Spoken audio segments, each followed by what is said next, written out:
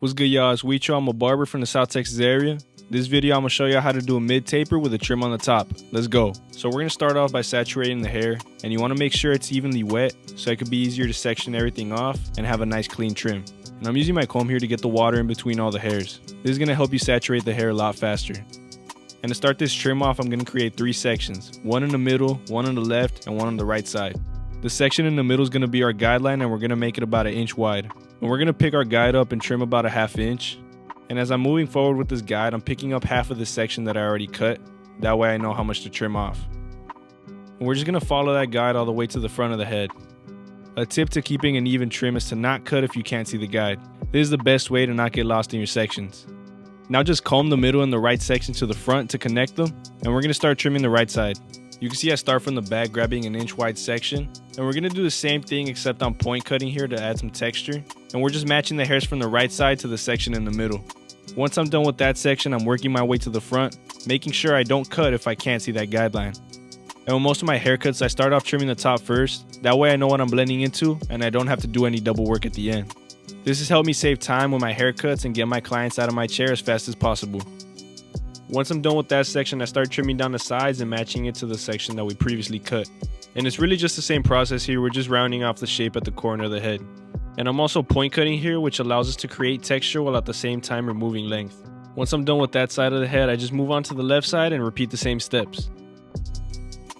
And for the back, it's the same process, but I angle my fingers out to match the shape of the head. I'm also keeping it longer when I get to the cowlick, just so that he won't have any hair sticking up.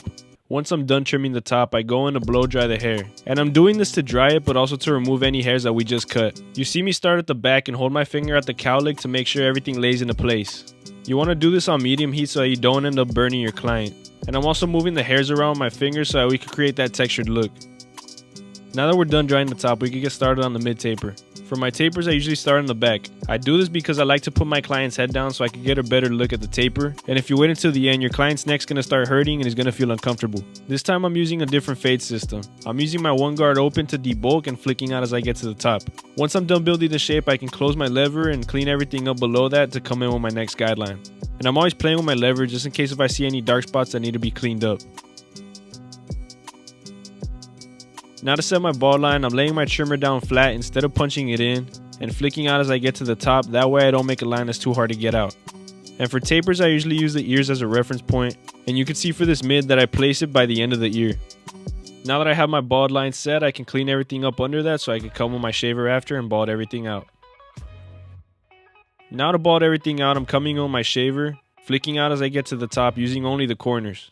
And I'm making sure to keep my shaver moving, that way I don't make a bald line that's too hard to get out. Once we're done with that, we can come in with our half guard and start blending out this line.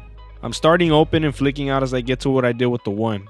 I usually take it about 1 inch high, but I'm really just using my eyes here and making sure that I spread the fade out. So the biggest tip I could give y'all is to use your corner and exaggerate the flick out motion. Since we're blending down, flicking out is important because you don't want to make another line. Now that I go with it open, I can start closing my lever and go under what I did with the open guard. And I keep going down until my lever's fully closed and I'm 1/2 inch over my bald line. If you look closely, you can see his growth pattern's kind of crazy and it goes off into the sides. So I make sure I get my clipper in there and go against the grain. The best way to go about this is to pay attention to the growth pattern and tilt your clipper in different ways that'll go against it. Now our next step is the lever open with no guard. And I've noticed that the half guard closed cuts a little closer than this step. So what I do is I take it higher than the half guard closed, just so I can use the corner and detail any of the darkness that it left behind. And I always say that the more corner that you use, the higher you can take your clipper into the fade. Once I detail those little dark spots, I can start closing my lever and go a little below that. I usually put my lever halfway and go 1/4 inch over my bald line. And after that, I can start closing my lever and blend out that bald line. And keep in mind that this won't fully blend it out. We might still have to come back after to detail with our trimmer. And I just want to take this time to thank you all and let you guys know that I appreciate each and every single one of y'all. Thank you guys so much for the support on the last video. It did crazy numbers. Y'all gave me some really good feedback on the last one, so I'm going to keep making more tutorials for you guys. Just comment down below what y'all want to see next and I'll make sure to get that done for you guys. So back to the tutorial. With this step, you really just want to play with your lever and take out any dark spots that you see. Try not to get stuck on this step for too long because we could always come back after to detail everything. Now I'm going back with my one guard to erase any line or dark spots that I created with my half guard in the beginning. best way to tell if and where your fade needs work is to look at it through the mirror. The mirror never lies. It's always going to show you any dark spots or inconsistencies that you might not see with your eyes. But yeah man, just play with the lever and keep an eye out for any dark spots that you might see. And for this back taper, I wanted to come back with my 1.5 guard to detail a couple of the dark spots and make it easier to blend into the clipper over comb. And just like the previous steps, I'm using my corners and playing with the lever as I go up, making sure I exaggerate the flick out motion so I don't make another line. Now to finish off this back taper, I come in with my flat top comb and I angle it in a way where I can see the 1.5 and everything that I want to blend up into that. You can see when I'm on the left side of the head, the top of the comb is pointed up. And right now when I get to the right side of the head, the top part of the comb is pointing down. I'm just using it in ways that feel comfortable and let me see everything that I want to blend into. And a big tip for your clipper over comb is to use small strokes. If you do one full stroke, you might end up taking off more than you need. I also like doing this with no guard and my clipper closed because it lets me get a precise cut and know exactly what I'm blending into. Your choice of comb is also very important. This flat top comb is really thin and it helps me get a clean transition from the blend into the bulk. I'll leave the link in the description if you guys want to check it out. Now to get started on this side taper, since he's a regular client, I don't really have to debulk as much, so I go straight to the trimmer. I set my bald line in, and I make sure to curve it towards the middle. This helps me get more of a burst effect in the taper. You also see me ask him here if he wants me to clean up the facial hair for him. This is an easy way to show your clients that you care, and it also helps with the finished look. Now I go in with my shaver to bald everything out, and I also get the facial hair too while I'm at it. And it's the same steps as the back taper, but here you're using more of your corner since we're working with a smaller area. Now to start this blend, I use my 1 guard open, going up about a ½ inch. I'm flicking out and making sure I keep that same shape of the guideline. You really want to exaggerate the flick out motion if you're going for more of a blowout look.